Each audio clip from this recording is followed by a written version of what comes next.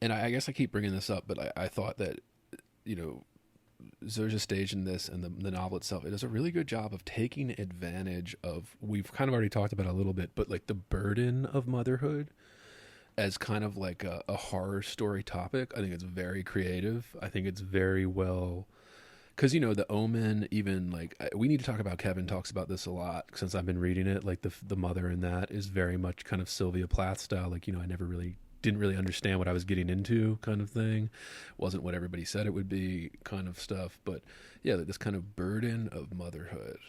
I don't know if I'm reading into it too much or I'm just too Oh obsessed yeah, with it, I mean or... it's definitely here. I mean, right after Hannah witnesses her parents fucking, the next chapter, which is Suzette, starts freshly fucked and the sun was shining. Oh, what a Freshly beautiful. fucked. Freshly fucked. Yeah, it really goes fuck forward. Uh, like in Fuck the places forward. where, yeah, in the places where sex happens, it's just like, yes, let's talk about it. Let's linger on this more. But but that's also when Suzette discovers that her hair has been cut. And so it really quickly goes from like, yes, freshly fucked and the sun is shining. Great morning, to oh my fucking God. Like, I need to not strangle my kid. My husband will never forgive me. She cut off like my hair. It's ridiculous.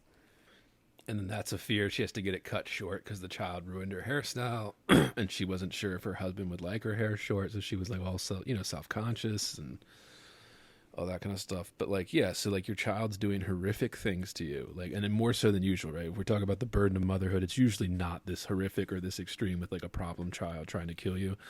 Like, I think everybody knows that, but like it takes that to the extreme. And I think it's a great creative way to make it kind of horrific, to take the burden of motherhood and then make it a subject of Yeah. horror. And well, this doesn't even have to be horrific. This just has to be like, oh my God, like you would scream. Like if this is Yeah. what you were dealing with every day, like you would lose your fucking mind, right? If you just like couldn't, if you had like no control over your kid's behavior. But then it does like continuously escalate, right? So she's going to the school now where like her barking isn't going to get her expelled, Yeah, right? it's like a special So she, school. yeah, and she keeps coming up with ways To get kicked out. to, yeah, sort of get out of class or like be put in the quiet room, blah blah blah. And one day she gets, so the next big thing I think that happens, let me double check. But the next really like big thing that happens, well, first, like there are also all of these references to Suzette saying things like when she gets really into art for a couple days because she's like in a good mood and everyone's playing nice, and she's just like talking about how she wants to make art, and she's like she would make something else, something better than Hannah.